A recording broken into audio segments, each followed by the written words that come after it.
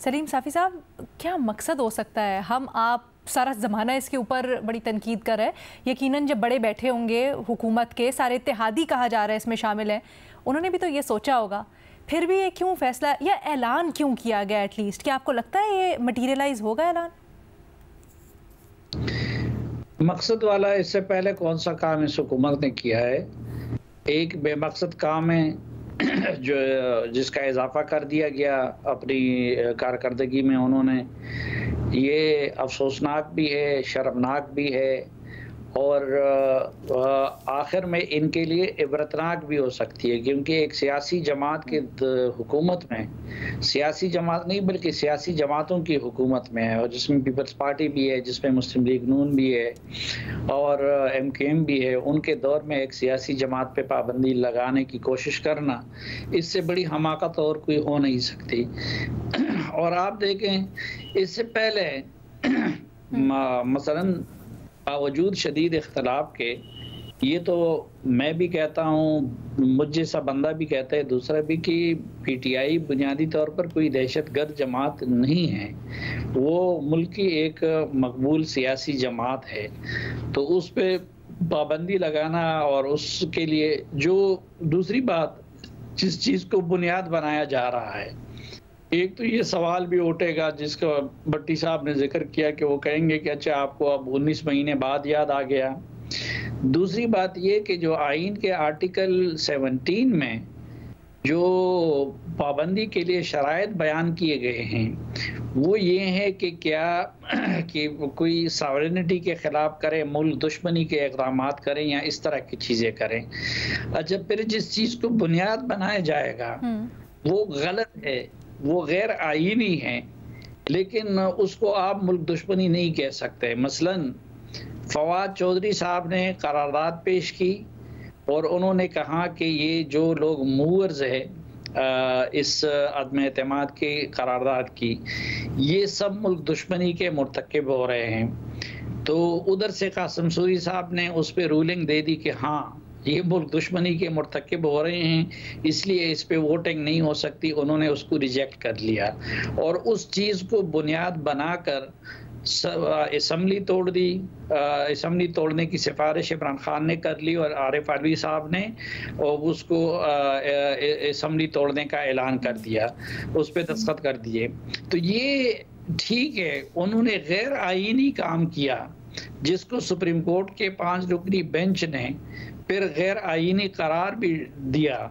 तो आप उनके खिलाफ जाकर अदालत से इस बुनियाद पे तो इस्तदा कर सकते हैं कि इन लोगों ने आइन की वायलेशन की, फलां दफात की, लेकिन वो मुल्क दुश्मनी तो नहीं है ना। मुल्क दुश्मनी के लिए तो वो बुनियाद। और इससे पहले हकीकत ये पाकिस्तान में जिन तंजीमों को बैन कर दिया गया है टेररिज्म की बुनियाद पे, उनमें अमलन कौन से किसी ने बैन कर दिया है? सब अपनी अपनी जगह पे सरगर्म अमल है किसी और नाम से। तो इसको आप किस बुनियाद पे बैन कर सकते हैं PTI को? तो मेरे ख्याल में तो ये इंतहाई अहमकाना और गैर अक़लाना फैसला है। सर, आपको लगता है, कहा तो अता साहब की तरफ से यही जा रहा है कि इत्तेहादी ऑन बोर्ड हैं, लेकिन पीपल्स पार्टी, बाकी इत्तेहादी, उनकी रज़ा इसमें शामिल है? अगर ऑन बोर्ड नहीं है तो फिर निकल जाए हुकूमत से, आज उनकी हिमायत तर्क कर दें। नहीं, क्योंकि ये पीपल्स पार्टी ने जो ड्रामा बनाया हुआ है ये भी ज्यादा अरसा नहीं चलेगा ना, कि भाई हम तो हुकूमत में नहीं भी हैं और हम हुकूमत में है और हमारे पास सिर्फ रियासती ओहदे हैं और वो नहीं है। नहीं, आपके पास जो रियासती ओहदे हैं वो मुस्लिम लीग नून की बरकत से है और मुस्लिम लीग नून के पास जो हुकूमत है वो आपकी बरकत से है। लिहाजा उनके किसी इक़दाम से आप बरी-उज़्ज़िम्मा नहीं हो सकते। अगर आपको इत्तेफाक नहीं है तो फिर आप खुल के अलग हो जाएं। वैसे मुझे तो बिफोर इसके हम कानूनी पहलू के ऊपर भी बढ़ें, आप तीनों में से कोई भी जवाब अगर देना चाहता हो, मुझे तो ये समझ नहीं आ रही कि हुकूमत को इस तरह के मशवरे दे कौन रहा है, या हमारी बहुत ज़्यादा एक्सपेक्टेशंस हैं हुकूमत से, या इन लोगों का मसला ये है कि वो किसी से मशवरा करती नहीं है, वरना अगर मशवरा करती तो इस मुल्क में मशवरा देने वाले इतने सोच समझ वाले लोग हैं। ये इस बात का सबूत है इस तरह के फैसले कि ये हुकूमत सिरे से मशावरत पर यकीन ही नहीं रखती।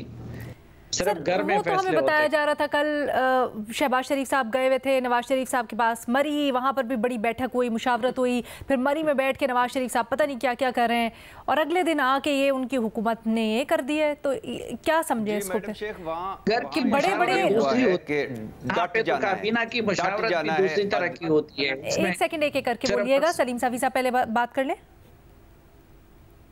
मैंने कहा कि मुशावरत की भी कई किस्में होती हैं। इधर घर की मुशावरत को भी बाज़-औक़ात मुशावरत घर के अफराद आपस में मशवरा कर लेते हैं तो उसको मुशावरत का नाम दिया जाता है, या कैबिनेट की मुशावरत को मुशावरत का नाम दिया जाता है। लेकिन अमलन बदकिस्मती से इस मुल्क का कल्चर इतना ज़्यादा वो मुनाफिकाना हो गया है कि मुंह पे बैठ के कोई एक जमात की मैं बात नहीं कर रहा हूँ, किसी जमात के कायद को मुंह पे हकायक नहीं बताए जाते, बल्कि जितने भी उनके पैरोकार होते हैं वो उनके हाँ में हाँ मिलाते हैं। और रोज जी बस आपने तो वो अगर गलत से गलत काम भी कर लें तो वो उनको कहते हैं जी शाबाश, आपने तो पूरा मुल्क और पूरी दुनिया जो है वो आपका की तारीफें कर रहे हैं। इसलिए हमारी पॉलिटिकल लीडरशिप हो या कोई और लीडरशिप हो, वो आवाम की सोच और उससे बिल्कुल इस चापलूसाना माहौल की वजह से बिल्कुल कट जाते हैं। Sad state of affairs. लेकिन एक ऐसे ही जहन में पॉइंट आ रहा था, सवाल आ रहा था, हालांकि बहुत ही स्टूपिड हिकमत अमली होगी अगर हुकूमत ने की है, कि एक ब्लफ तो नहीं हो सकता फ़खर ये कहीं हुकूमत का कि महज तहरीक इंसाफ दूसरी सियासी जमातों में जो उनके तहरीक इंसाफ में जो शामिल होने इनके मखसूस नशिस्तों वाले उम्मीदवार उनको बदजन करने के लिए जनरली तो ये ब्लफ खेल दिया गया कुछ। हालांकि अगेन वही डिस्क्लेमर, बहुत ही स्टूपिड मूव होगा। अलीना देखें, ये हो सकता है एक टैक्टिक्स, मुझे जो लगता है कि देखें ये सिर्फ एक तो ये 17(2) के तहत रेफरेंस वाला है जिसको हुकूमत ने 15 दिन में वो करना है, और ये हुकूमत को भी अंदाज़ा है कि सुप्रीम कोर्ट में ये उसको वो नहीं कर सकेंगे जो पाबंदी के हवाले से। तो दूसरी इसके पास जो ऑप्शन है पाबंदी के हवाले से वही एंटी टेररिज्म वाली है, जिसमें शेड्यूल 4 में डाल के इनकी जो है इसके ऊपर पाबंदी लगाई जाए। तो फिर उससे ये हो सकता है कि एक प्रोलॉन्ग किया जाए जो ख़ास तौर पर रिजर्व सीट्स के हवाले से, क्योंकि अगर ये डेफिनेटली चैलेंज ये करते हैं तो उसके बाद ये चैलेंज किया जाएगा अदालतों में, तो वो एक प्रोलॉन्ग हो सकता है जो मखसूस नशिस्तों के हवाले से। दूसरा, आप ये कह रही थी कि इत्तेहादी जमातें ऑन बोर्ड और उसके साथ साथ मशवरा कौन देता है। जहाँ तक मेरी इतलात हैं कि ये जो फैसला किया गया है रेफरेंस के हवाले से, इसमें इस्टेब्लिशमेंट भी ऑन बोर्ड है और ये उनकी भी उससे बाहमी रजामंदी से ही ये जो किया जा रहा है हुकूमत की तरफ से। इसमें सिर्फ हुकूमत जो है ये सिर्फ मुस्लिम लीग नून या पीपल्स पार्टी और दीगर इत्तेहादी जमातें नहीं है, बल्कि इस्टेब्लिशमेंट भी ऑन बोर्ड है इस फैसले के हवाले से। इसके ऊपर आगे चल के बात करते हैं। रीमा, आप कहिएगा, सबसे पहले पाबंदी के ऊपर बात करते हैं। आर्टिकल 17 को बुनियाद बनाकर और उसकी वजह कह रहे हैं कि जी ठोस शवाहिद मौजूद हैं, अमेरिका में रेजोल्यूशन, साइफर का मामला, 9 मई का मामला, फॉरेन फंडिंग, इसके ऊपर हम पाबंदी लगवाएंगे। क्या आपको लगता है कि ये वजह हो सकती है या इतनी ठोस इसमें बुनियाद शामिल है हुकूमत के पास कि पीटीआई पर बैन लग जाए? जी शुक्रिया लीना।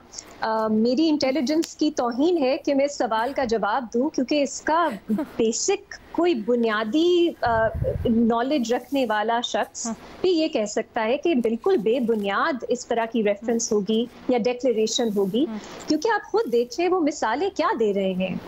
कहाँ पे हमारे मुल्क के आईन में या कानून में लिखा है कि आप किसी और मुल्क में लॉबिंग नहीं कर सकते जो जमहूरियत के लिए, जो रेजोल्यूशन पास हुई वो जमहूरियत के लिए ना। कहाँ उन रेजोल्यूशंस में ऐसी कोई बात की गई है जो मुल्क दुश्मनी दिखाती है? साइफर केस आप एक बेसिक सी चीज़ एक कानून के तहत अदालतों में प्रूव नहीं कर सकते, और इस्लामाबाद हाई कोर्ट से एक्विटल मिल गया साइफर केस के मामले में, तो आप एक बेसिक सा पॉइंट वो भी आप प्रूव नहीं कर सके अदालतों में, आप एक सियासी जमात को उसकी बुनियाद पे बैन करने चले हैं।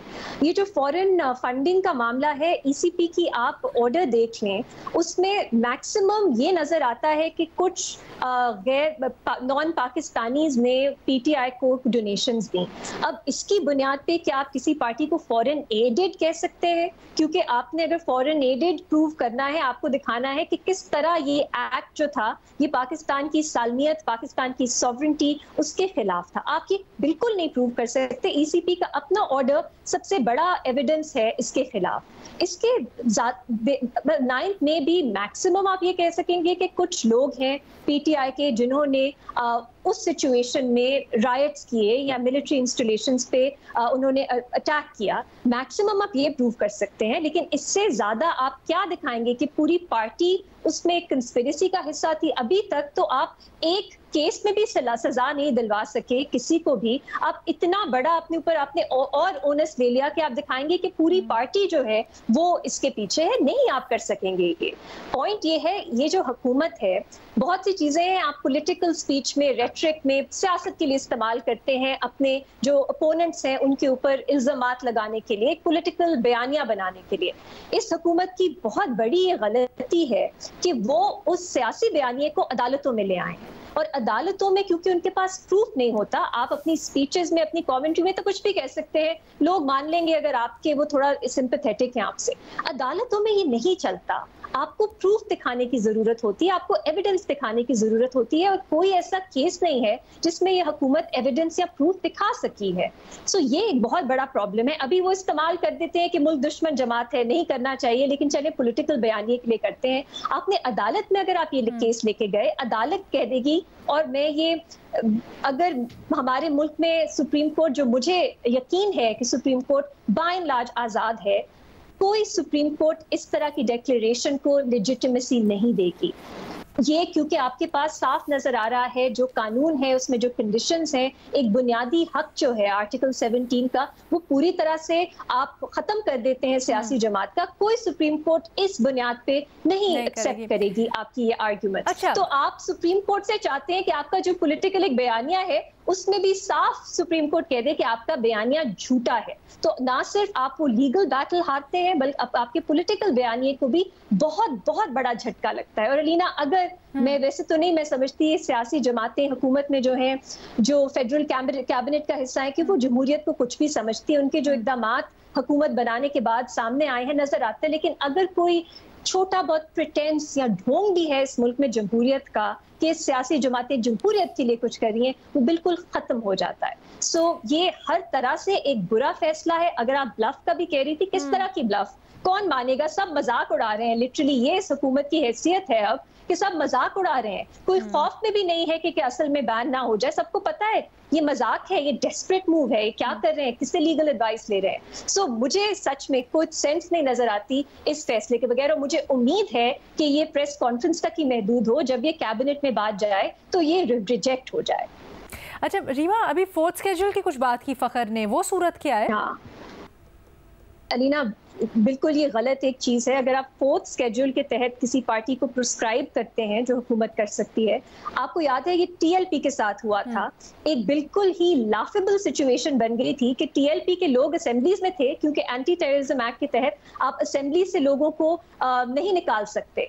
अगर आप पार्टी को प्रिस्क्राइब करते हैं, सुप्रीम कोर्ट एग्री करती है, तो फिर असेंबलीज में जो आप पार्टी के लोग होते हैं वो डी नोटिफाई हो जाते हैं, वो असेंबलीज में उनकी कोई हैसियत नहीं रहती। अगर आप प्रिस्क्राइब करेंगे तो वही है, टीवी पे आप नाम नहीं ले सकेंगे, वो अपने जलसे जुलूस नहीं कर सकेंगे, दफ्तर नहीं खोल सकेंगे, लेकिन उनके जो मेंबर्स हैं in the provincial assemblies, in the national assembly, वो वही रहेंगे। तो ऐसा ही होगा। आपको याद है जब टीएलपी को बैन किया था, टीएलपी कैंपेन नहीं कर सकती थी, अपना बातचीत उनके नाम नहीं आ सकता था, लेकिन जब बाय इलेक्शंस हो रहे थे तो टीएलपी एज अ सियासी जमात वाज एंटायरली देयर।